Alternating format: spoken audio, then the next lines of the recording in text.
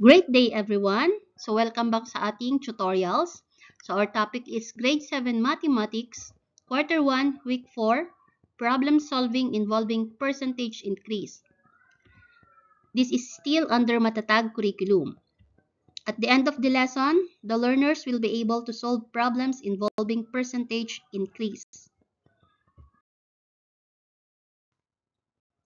Sa mga nag-aabang ng sagot sa ating Activity 2, eto na po siya. So you may pause and check your answers. Balikan natin yung ating topic last time na percentage increase or percent of increase. So it measures the amount of increase in comparison to the original value expressed as a percentage. So how to calculate? New value minus original value over original value times 100%. Let's have this first example.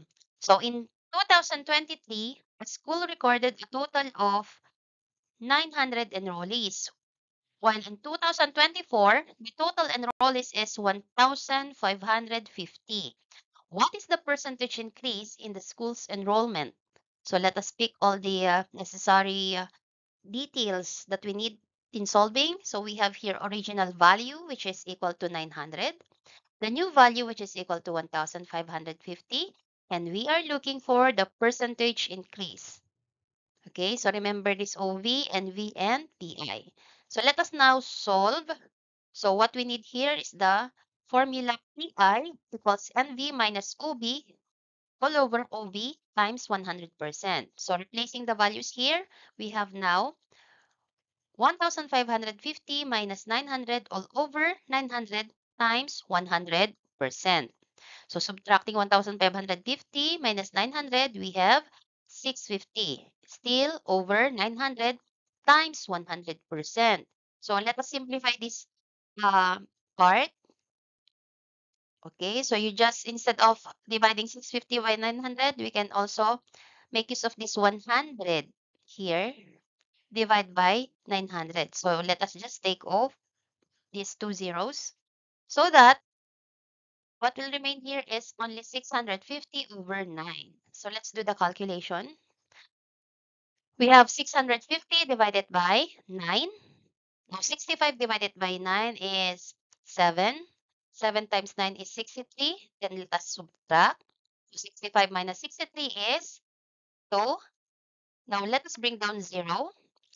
So we have now 20 here divided by 9. We have 2. And 2 times 9 is 18. So now let us subtract again. 20 minus 18 is 2. Now let us add two zeros. Remember the decimal point. You have to indicate that one. Okay, now let us bring the 10 down. So we have 20 divided by 9.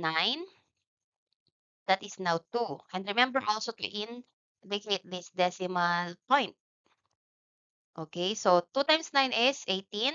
Then subtract. We have again here 2. Bring down the last 0 there.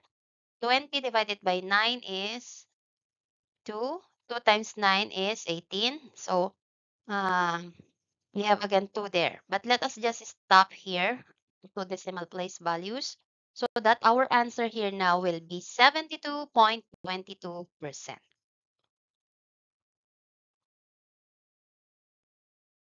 Number 2 example. After increasing the price by 1,500, the price of an Android phone becomes 9,700. What is the percentage increase in the price of the Android phone? Okay, we have here original value is unknown. New value or NV is 9,700. Increase in value or IV is 1,500. Percentage increase is unknown. So, unahin nating hanapin yung ating OV. So, dapat natatandaan ng IV is equal to NV minus OV. Okay, so gamitin natin yan. Let us replace the values. Pag gagamitin natin yung additive inverse, yung IV natin dito na positive will become negative.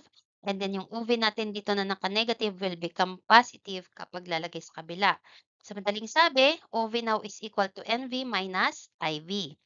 So, lagay lang natin, substitute lang natin yung mga values. We have 9,700 minus 1,500. So, ang OV po natin o ang original value is 8,200. Now, let us proceed to finding out ano nga ba ang ating percentage increase. So, remember the formula? PI is equal to NV minus OB all over OB times 100%. So, ang NV natin ay 9,700 minus yung nakuha nating OV, which is 8,200 all over 8,200 times 100%. So, actually, yung NV minus OV, ito na nga siya, is equal to IV. Wherein yung IV natin ay given. Pwede rin kaagad-agad mag-direct na 1,500 over 8,200 times 100%. Okay? So, simplify natin ito. Pwede na agad-agad tayong mag-cancel out dito, gaya na ginawa natin kanina. 100 over 8,200 para matanggal yung zeros dito sa baba. Okay, now we have the remaining 1,500. Divide it by 82. Okay, remember we can simplify 15 and 82 by dividing both to 2. Ngayon, pag dinivide natin ang 1,500 divide by 2 and 82 divide by 2, we have now 750 all over or over 41. So let us calculate it manually. So 750 divided by 41, we have 75 divided by 41, meron tayong isa. So that is 1 times 41 is 41. Let us subtract. So we have here 34. Let us break down 0. Then divide 340 divided by 41. We have 8. 8 times 41. What will it be? 8 times 41. That is 328. Minus. Subtract natin yun. We have now 12. And then let us add 2 zeros here. But remember to indicate your decimal point. Okay, so bring down 0. Now 120 divided by 41, we have 2. But take note, do not forget to put also the decimal point doon sa ating sagot. 41 times 2 is 82. Subtract them, meron na tayong 38 na natitira. And then bring down again the other 0. 380 na yon. Divide by 41 is 9. 9 times 41, tingnan lang natin, it is 328. So, kahit hanggang dyan lang, kasi up to 2 decimal place value naman ang sagot natin sa PI. Okay, so the answer is 18.29%.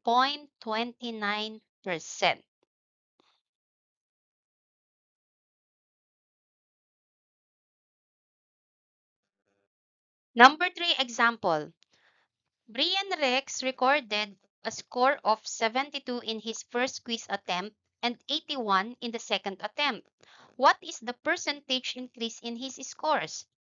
If the required percentage increase is at least 10% to proceed to next set of exercise, can Brian Rex proceed to the next set?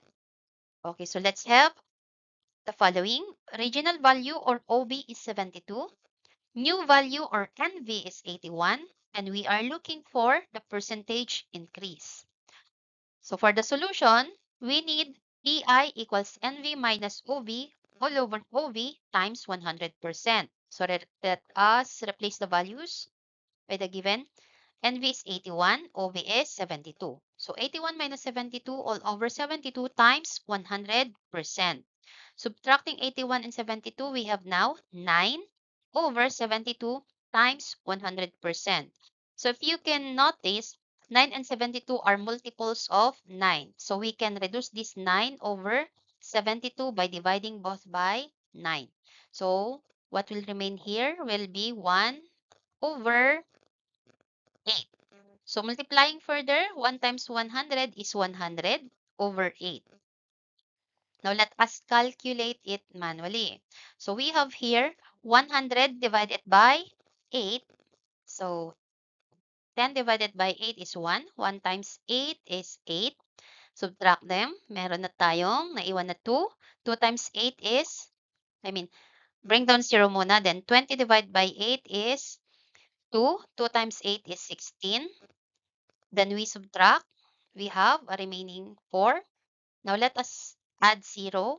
So 0.0. So bring down 0. 40 divided by 8 is 5. Remember to indicate the decimal point. Yan, huwag kalilimutan. Next, 5 times 8 is 40. So 40 minus 40 is 0. So eksakto siya. Therefore, the answer is 12.5%.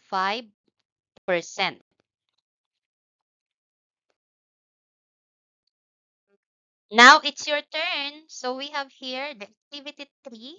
You solve the given problems. So you will be getting the answers of the following sa ating next video. So see you there. Para sa mas marami pang video, huwag kalimutang mag-subscribe, like, and share. Happy learning!